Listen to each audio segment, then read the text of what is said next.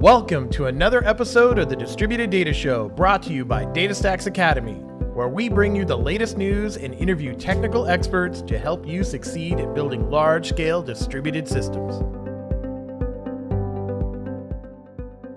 Hi everyone, and welcome to a new episode of the Distributed Data Show. I'm Cedrick Lunven, newcomer in the team, and today I'm with Carpenter and David Gilardi. And today we will speak about KillrVideo. I'm new, so maybe Jeff, can you introduce a little bit the KillrVideo application? Oh yeah, I could talk for a while about KillrVideo. So that KillrVideo is a reference application that is maintained by the evangelist team. You're going to be working on it very soon. C#. And so it's a reference application that we use to teach people how to use Apache Cassandra, Apache Spark, DataStax Enterprise, everything that's part of our product suite. The reason why we talk about it and why we're talking about it today is it's really, we're developers and we want to learn and kick the tires on our own products and learn how to use them in order to help people get good. I mean, that's a big part of what we do as evangelists, is helping people to get skilled at using our products and get excited about them. Well, we kind of have to be excited about them, and we kind of have to know how to use it ourselves. So we're actually spend a decent amount of our time coding and adding features to this KillrVideo application. And as new things become available in DataStax Enterprise, we extend the capabilities of KillrVideo. So huge shout out to evangelists of days gone by, Luke Tillman, others, that put together this great application that we're continuing to build on. Okay, I'm quite reassured to be part of the team now. If I know that we will code, I will be there for sure. So, C#.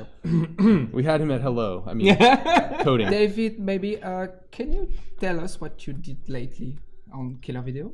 Oh, on KillrVideo, yeah. Oh, let's see. So recently added the DSE Search capability to the Java language variant of KillrVideo. I'll have to admit we already had it there. Thank you, Luke. Between both the C# and Node.js versions, we finally brought parity to the Java version. So that was really the major thing, at least one of the major things recently, was to fully switch it over from using. But we already have some kind of search before. So what changed? What is the benefit now? Oh yeah, good point. Okay, that's true. He knows our app. Yeah, apparently he's looked at it. Did you download it? Would you Yes. look at it? And I got tired. No. He's already finding all the bugs. yeah, he's already hit me up with like a list of like all these things I've done wrong, and then I'm like, oh, that's Node.js. That's Luke. Yeah, thanks. Yeah. No. To your question though, right. no, honestly. So you're right. Search was already there. That's a really good point. So previously, you could perform searches whether it was the type ahead bar, or if you clicked one of the tag buttons, or if you had the more videos like this section in the video details page. Those were all searches underneath the hood. Now, they were using Cassandra-only tables, though. That was the big difference. So they had specialized tables that were meant specifically to handle various search operations. And so what we did, or I guess I should say what I did actually, was to then move that to actually using DSE Search. So moving away from using Cassandra-only tables and actually using DSE Search, that particular workload. So that was the big change there.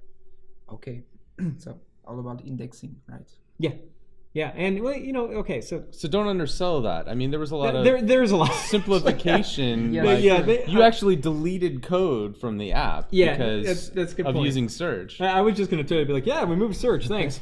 No, you're right. So as far as like simplification and such, like one of the really nice things that came out of that is it did allow us to pretty significantly consolidate the code base around search, about 40% consolidation. So if you look at the before and after shots between the lines of code that were added and the lines of code that were removed, right? It was very clear that it was a definite consolidation there.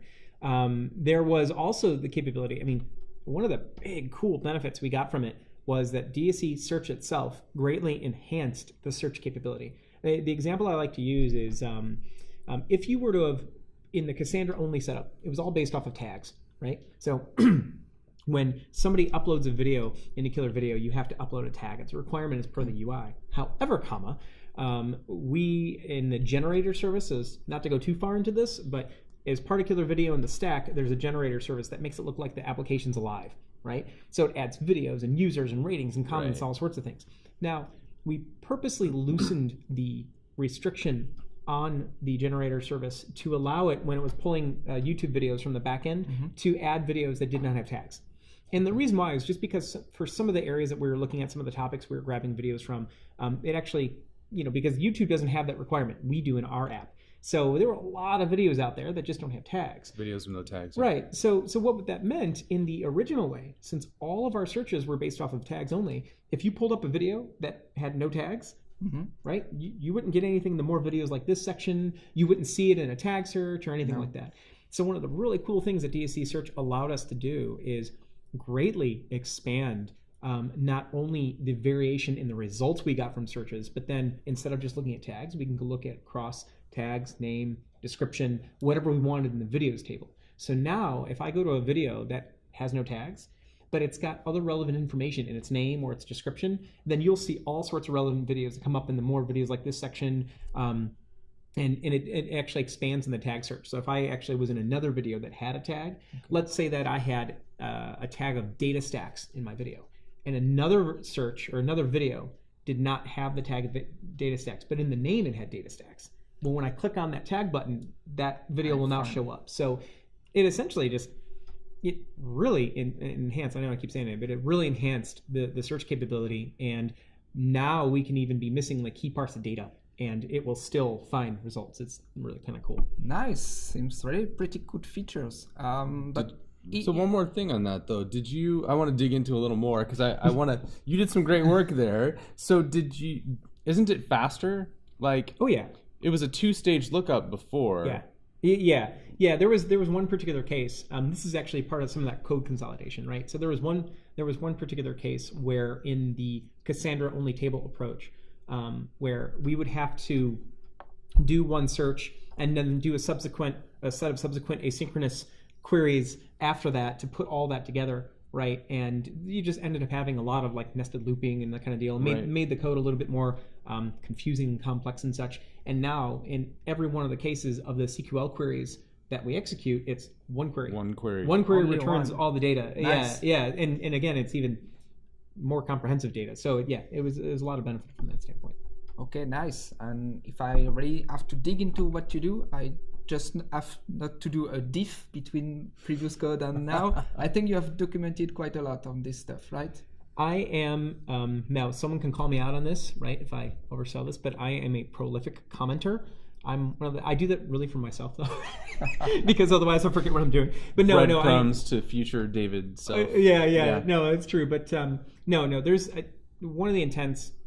one of my intents as a technical evangelist, right? As Jeff mentioned earlier, is our job is to try to help other people learn how to use this stuff. So when I was implementing DSE Search and for some of the other features we've done and that kind of deal, I really try to put like code blocks that have reference to documentation, explain what's going on, how do you use this. So hopefully somebody stepping through it will be able to get a lot of reference material they can use to find out like, oh, okay, if I want deeper information on some of the details, like where can I go? Okay. Fine. Didn't you write a blog about this? Yeah, I think so. I love how this is great. You guys just keep. I'm like, hey, no, come on. Okay, there's that too. There is that too. Yeah. I mean, I'm all about like not plugging your own stuff too much, but that's ridiculous. Okay, yeah, no. I wrote a whole blog series detailing. Yeah, no, I wrote a whole blog series detailing all what the searches look like in the Cassandra only approach, looking at like what it looked like underneath the hood, how they were implemented, and then took that into what considerations we took into account when we moved to DSE Search, what benefits we got from that, looked at comparisons between the two different types of searches, and then there's one tail end thing that comes on with that is the advanced search capabilities you get for free, right, which allow you to do things like wildcarding, phrase matching, and that kind of deal that you just get as part of DSE Search. So all of that there is in the whole blog post, the series, and it goes through like pretty much just trying to give you the start all the way to the end of what that whole process looks like. And we'll put that in the show notes. Yeah. Yes, nice. So, Jeff, what about you? Did you run out of work? Yeah, I was busy too. Okay, wow. Throwing a little shadow. I mean, throwing a little shade. Inside joke, perhaps. So yeah, yes, I've been pretty busy as well. What I've been doing is mostly focused on the Docker integration of KillrVideo. So when you go to KillrVideo.com, you can download the source code and then run it on your desktop in Docker containers. So everything that you need to run the application will be there. So, for example, of course, like a node of DataStax Enterprise, Right. a DSE server to store your data, etcd as a service registry, and then you'll run like either the Java or the Node.js or the C# implementation of the service layer. Okay. And there's a web app and yes, everything is download. Just start everything and it will work, right? yes, as you discovered, right? When you, Yes. of course. Yeah, there's a couple of rough edges that we know that we need to work out there with the startup sequencing. So we're continually making improvements to the UX on this whole thing. In particular, there was a previous integration into Docker containers using Docker Compose to get everything up and running, and that was based on sort of a not officially approved Docker image. And we've actually had some previous episodes where I talked with Kat Erickson about the official DataStax Docker images that are available now. Yes. So I was integrating those into our Docker configuration. And there's actually a number of pretty cool features that are supported by the official DataStax Docker containers. So one of the things that I did was you can use an external volume like on the host machine. So a volume that's external to the container that's on your host machine, you can mount into the running container. So what this is really useful for is preserving your data files, your SS table files, Of course. across multiple runs. Because you were asking me about this, like, Yes, what happens that's when I to be kill the persistent. Docker Yeah, you containers? have to rerun the bootstrap and lose all your Yes, data. SS Yeah. table must be permanent, persistent, of course. Yeah. So I didn't make that the default configuration, but I provided a Docker Compose file that you can swap in and use if you would like to preserve the volumes. One of the other configurations that I did, again, not the default, but an alternate configuration, is enabling authentication and authorization. Okay. So it's in order to do this, you actually swap in a different YAML configuration file to enable Okay, the only- authentication to be nice. on. And yes, it will switch automatically, right? Yes, and it's not, you were asking me before about what is the authentication and authorization mechanism. DSE allows you to plug into different things, like if you have a Kerberos or Active Directory configuration, you can hook into those. We're just using the out-of-the-box built-in authenticator that comes with DSE. So the scripting that I did for the auth enabled configuration, actually when it boots up, when DSE starts up, I have a container that goes in and configures it. It logs in as the administrative user and then creates another administrative user that's not the default one with a new username and password, and then it goes and deletes the original one. So it's all like kind of the security best practices that you would want if you were actually doing a real deployment. And then you also give it the name and password that you want it to use for basically got like an application level user. And then the rest of KillrVideo is configured. Again, these are values that are passed through environment variables for the username, password, credentials, so that all of the applications that are talking to DataStax Enterprise and that core Cassandra server underneath, everyone that's talking to DSE basically is using those credentials. Yes, I see that in the application.properties files. You put some credentials and runtime, and when the KillrVideo startup, you just pass this parameter and log into the cluster using your user password. And one of the nice additions that Jeff added as well is now this gives good code examples, right, in the code of one way you could potentially handle some of the authentication and such. I mean, isn't that part of what you added in there? That's right. Yeah. So it was we had already integrated the application level credential passing, but it wasn't part of the default configuration. You kind of had to add it in later, like via setting environment variables to provide the credentials. Now it's just a little bit more automated, and there's a good kind of example way to execute that. So one of the final things that I did there too is we actually had we have different environments that we deploy KillrVideo into.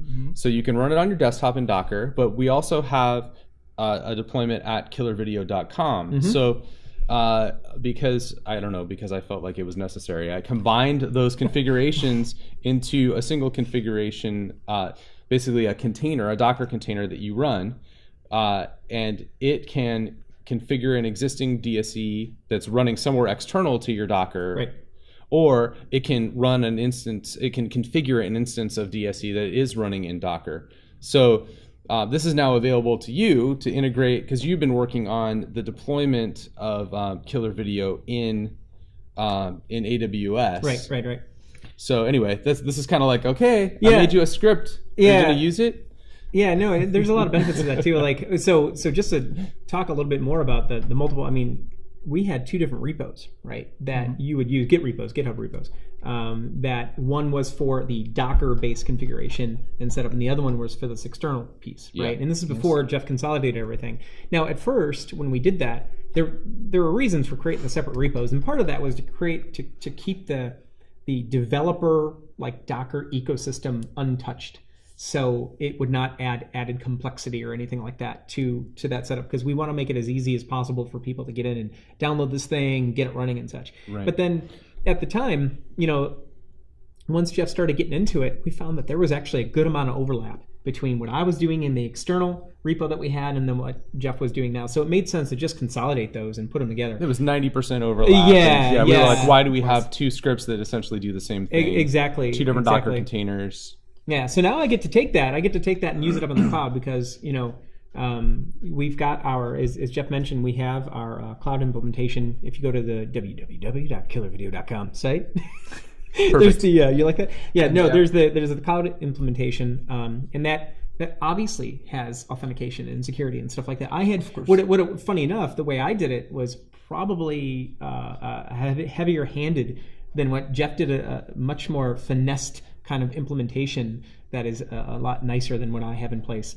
Yes, I saw that using etcd clients and stuff like that, externalize everything. Yes, pretty nice. Yeah, I like it.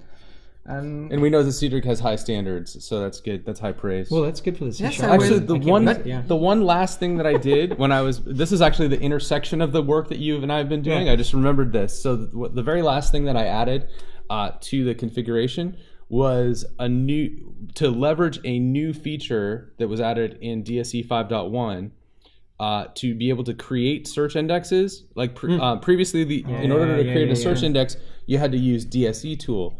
Now we've actually added search index creation commands into CQL.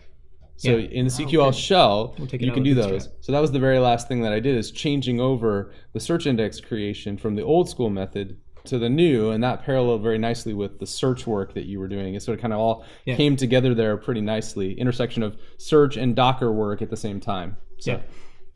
Okay, nice. You say that at pretty high standards, true. I think the Docker and Docker Compose stuff is very nice, but it's now to play Lego on your laptop. Now, if we really want to go to the cloud, maybe we have to switch to Kubernetes at a point in time and integrate things. And I think that's a good way. So what coming next in KillrVideo? Probably that, maybe all the other things. Well, as far as any of the serve end pieces or the container pieces, like if we're talking Kubernetes or something like that, I will defer that to the Jeff. However, as far as like this is not the roadmap meeting, okay? Yeah. You're the boss on Docker now. No, honestly, I mean, there are some definite avenues. I mean, places that we've looked at as far as that ends up going, like service mesh and that kind of deal. But we have some fun things on the roadmap. We have some fun things on the roadmap as far as that goes, which would be really neat. I'm actually excited to take the version that Jeff has now reworked, the consolidated version, and get that up on the cloud, and that way we can kind of finish that piece. But as far as like what's coming next, so we've got there's Spark SQL that work we've already been doing, right? And matter of fact, that all ties in. I get stoked about. So yeah, what is that? Hold on, you can't just drop that. Sorry. out Sorry. Yeah, no. So we've got really the analytics portion is what we're missing right now. So if you look at all the stuff that's going on in KillrVideo, it's all transactional kind of stuff, right? Between graph, search, and Cassandra. And so we've always been wanting to, I like to call it the four horsemen of DataStax Enterprise, right? Which is Cassandra, Graph, Analytics, and Search. So we just need to bring in the last horseman, right? I don't know which one it is, if it's the one with the big sword or the big, I don't know. We'll figure that part out. Right. But we've been looking to round out KillrVideo and bring in the analytics picture, right? So Spark SQL is one part of that, and that I'm really excited about it because that will allow us in an SQL syntax, right? So for all the relational folks out there who are used to working with SQL and stuff, it'll allow us in that syntax. And this is what I get so excited about this. So like before, if I wanted to say query, well, you couldn't really query across, if I wanted to combine analytics data across multiple nodes and stuff like that, there were ways to go about it. But Spark SQL allows me to just write a regular SQL query with the same types of, say, joins, where clause and stuff that I've been familiar with for the last 20-something years, and it will go off and handle all of the communication that's needed to bring that stuff across all of my nodes and everything. It's awesome. Okay. Then you've got the Gremlin OLAP piece of that, right? The analytics piece, separate from Spark SQL, where essentially bringing in the analytics workload. It's those two things, they come together. But where it gets really awesome is that between Spark SQL and some of the newer capabilities coming with DSE 6, I'm going to go a look ahead, right? Some of the newer SQL capabilities and stuff coming. It is now more and more just getting more and more unified, where I can use the same drivers, the same query language, and everything like that to do pretty much everything that I want to do. Okay. And I'm getting like totally excited. So anyway, the analytics part though, that's like a big part, both on the Gremlin and on the Cassandra and Search end. Okay, so I've already started hearing some rumblings from this end of the table. Cedrick has a lot of ideas, I can tell. So, like, what are your thoughts? Giving me like code improvements and telling me I'm doing wrong. Yes, I saw quite a lot of energy here. New features coming, pretty exciting, right? But KillrVideo needs to be really good design applications. Yep. And I think to jump in the bus, I will have a review and maybe I will add some unit testing, automatically build, stuff like that to have very pretty nice, and then adding features as you. Right. Well, this is a reference app, but it's really no different than maybe most application development shops. Like, well, are we going to focus on performance? Are we going to pay down some technical debt? Are we going to add new features? I mean, it's all the same. We do have integration tests, by the way. Yes, we will speak about technical debt. And the C# version really needs some love, Cedrick. Yeah, C#. Come on, guys.